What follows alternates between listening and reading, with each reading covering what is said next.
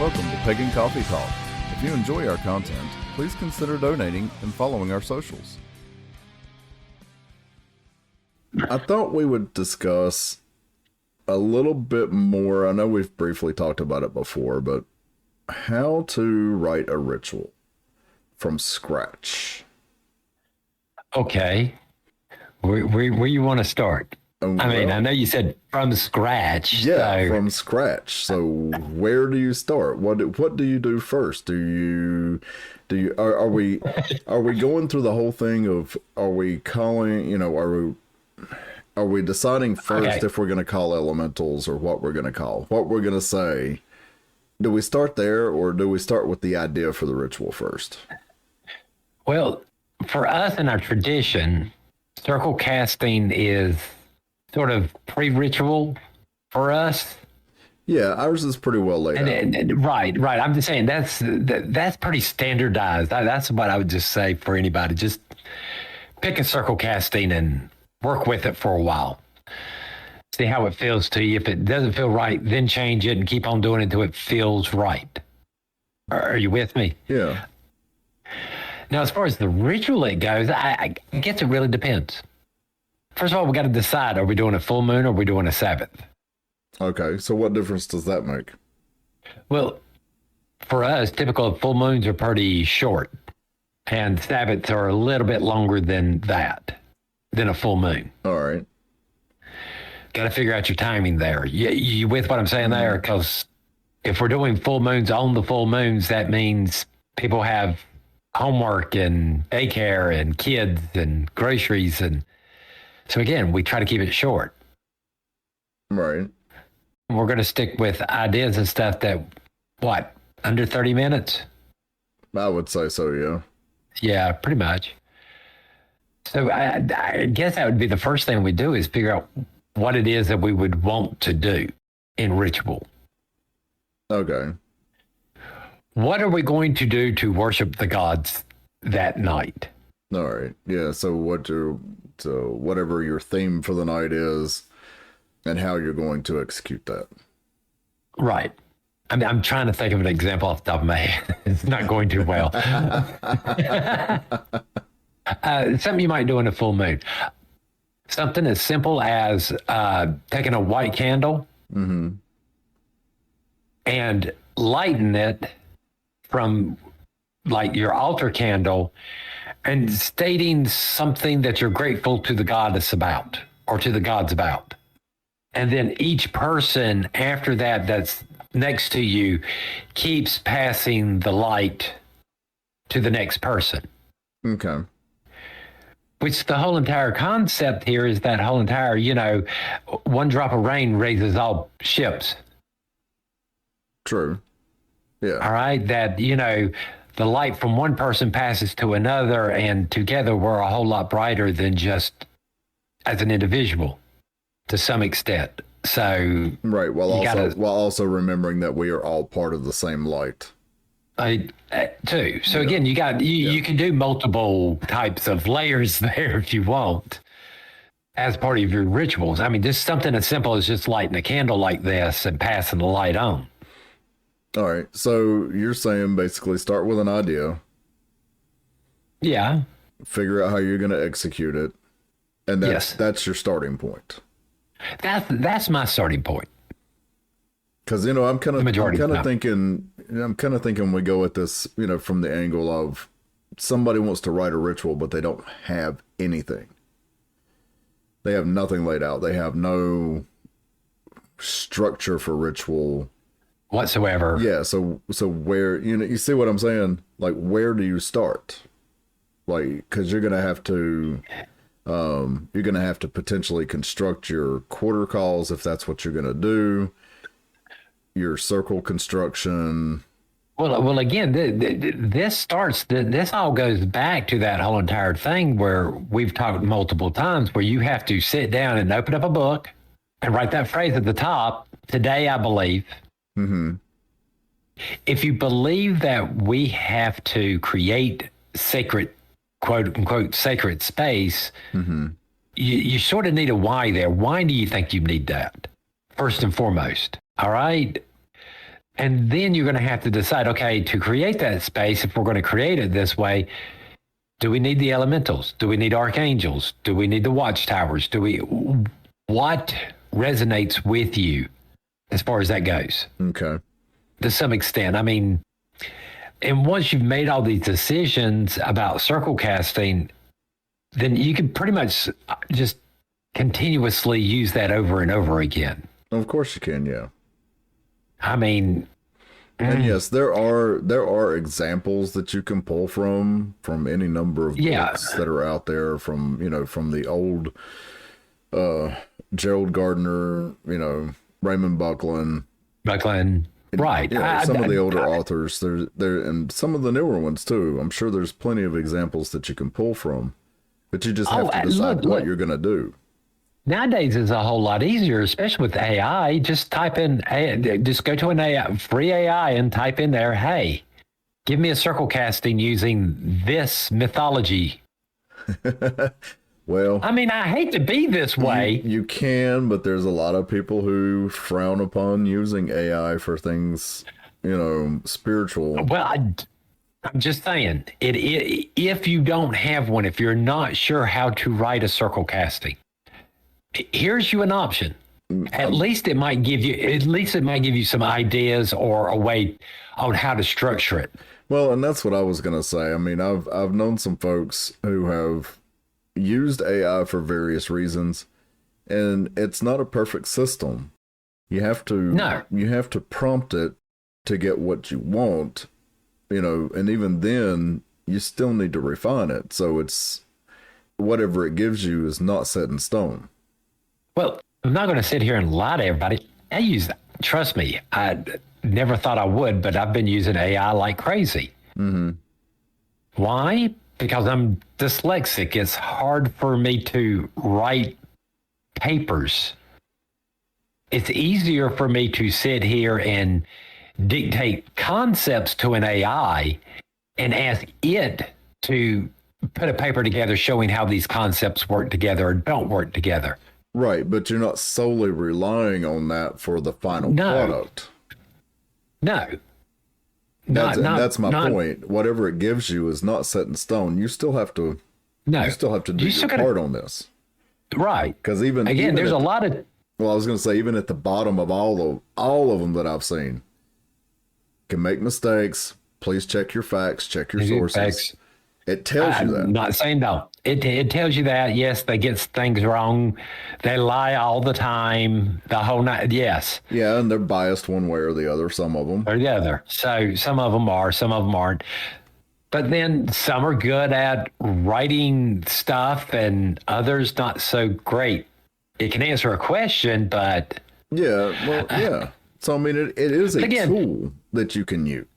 But again, my argument's still there. And if nothing else, it can at least give you a format to follow, or a way to understand it. Because I want to tell you right now, trying to write lecture series and trying to write out circle casting is not as easy as you actually think. It's writing it down on paper, because there's so many, for us, because there's so many moving parts and stuff like this, that it's hard to this step, that step, this step, that, it's not step 1, 2, 3. Well, I was going to say, we've tried that, and we've had to go back so many times to revise and revise and revise the revision, revise the revision. And yeah, I mean, it's not an easy thing to do, but it is possible. It is possible. For the longest time, I thought, hey, no, writing down circle casting, this is all cursed. Right. It is impossible to do. Every time you do it, you're going to have to do a rewrite somewhere. Oh, yeah. But at least we finally came to something that we can all agree something. On. But yeah, so yeah, you do need to. It is a tool that you can use. You can use. I mean, you can also use it for ritual ideas too. Mm-hmm. Not actually writing the ritual, but ideas to write ritual. Mm-hmm. Well, again, we do themes though. So again, I would probably go to an AI and go, hey, give me some ideas about 13 full moons for using the zodiac. Right. And I'm not expecting anything. Ooh, ah, or you with me? Yeah, and don't get us wrong. You know, when we do, well, when we have used AI for an idea or whatever, we don't rely on it to write our rituals. No, Because I know for you and I, we enjoy the process of writing the ritual. I mean, the ritual itself. I mean, we really do. We enjoy that process. So we're not gonna. I mean, You and I are not gonna let an AI take that away from us. no, but we would. But again, I would use an AI there to help me if I'm doing a ritual based on a mythology or something to help me dissect the mythology. Right. And that's the nice thing, because it will pull the information Based on, and some right. of them actually give you sources where the information comes from. Right, because it's easy to sit there and go, hey, we're going to be doing rituals based on life cycles. Mm-hmm. Birth, death, marriage, the whole 9 yards.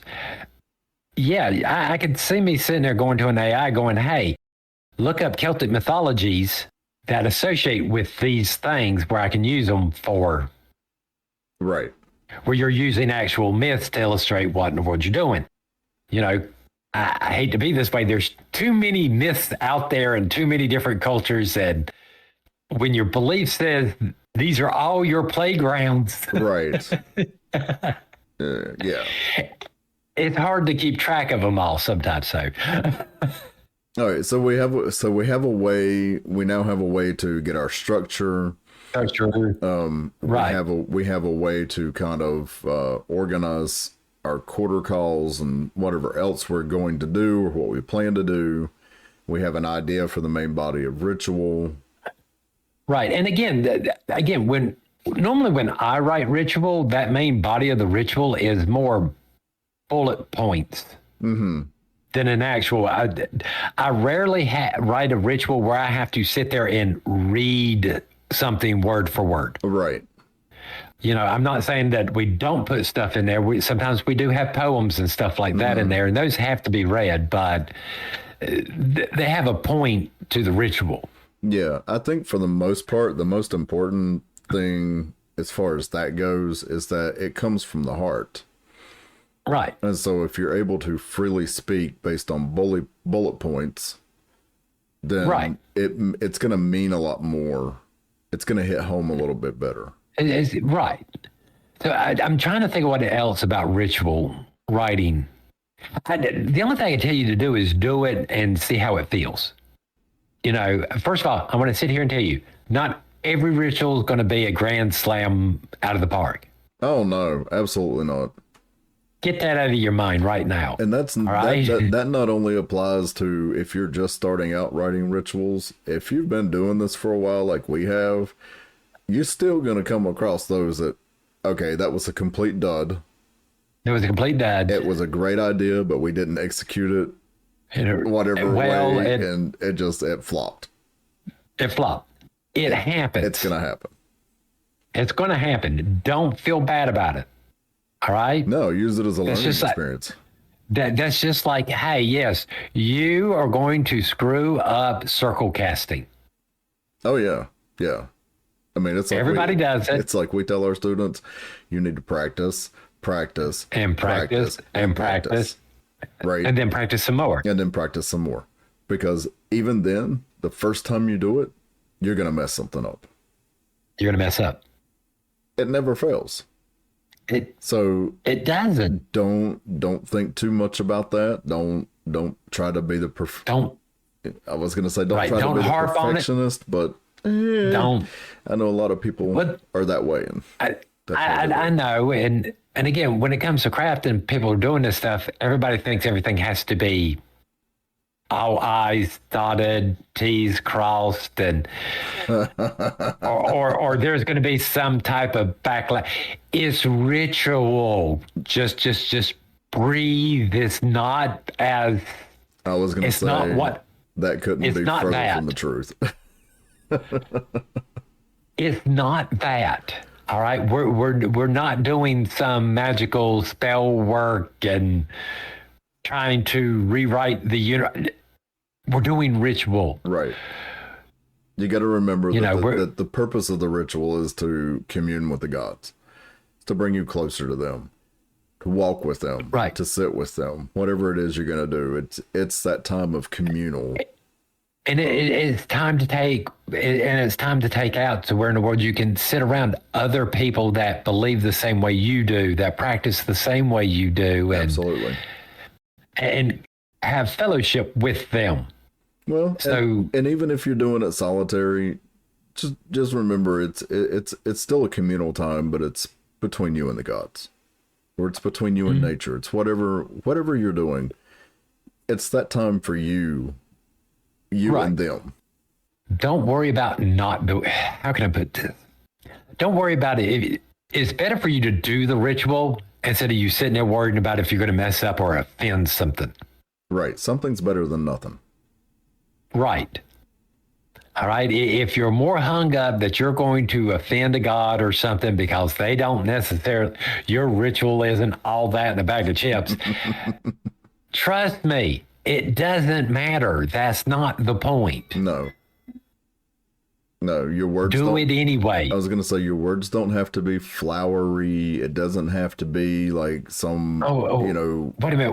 What is that passage from the Charge of the Goddess? I do not need finely worded rites to know my children. Right. We're flat out telling y'all this. So again, please get that perfect mentality out of your head. Yeah, and I know it's hard to do, and yeah, we all want it to be perfect. Trust me, every time I write ritual, I want it to be spectacular and all Right. shaking and Right. just everybody just oh. But it doesn't happen. No, not always. No. I'd say probably it's a 50-50 shot each time. You know, Well, it depends but on the crowd. I'm just, even though we'll never get there, even though we don't always get there, I think it's always good to at least strive for that. Absolutely, and it's fun With the too. mindset, I know we're not going to get there, but Yeah, well, and for like you and me, like I've said before, we enjoy this process, and it's fun to try to get things in some type of semblance and some type of execution where we think people are going to really get something out of this. right. Instead of just And even if it doesn't hit home, we still had a good time writing it. We enjoyed it. We get giggly over it sometimes, you know. And when it doesn't hit, it's like, okay, it was still a good ritual. all right. We move on. We move on. I mean, but as far as that goes, just start doing. I don't know what else to tell people. All right. Yeah, because when it comes down to it, you don't have to have some grandiose ritual with flowery words and all this other stuff. You can have something as simple as you sit down outside somewhere with a candle or a lantern or something like that, and you give an offering or whatever. It can be super simple. Whatever. All right. Again, we're not doing Shakespeare here. Oh Lord, no. All right. Some of us might like to, but we're not. We're not. I mean, don't get me wrong. Yeah, Lord Ben was like, hey, always keep a book of William Shakespeare around, especially when you're writing rituals. Yep, because that's exactly who I was referring to. Yes. he would literally go through and use phrases from William Shakespeare's to help write ritual. Absolutely. I'm not going to stop the guy. I mean, Oh no, I mean, if that's what you want to do, all power to you, you know? right. So what else would you like to know about ritual writing?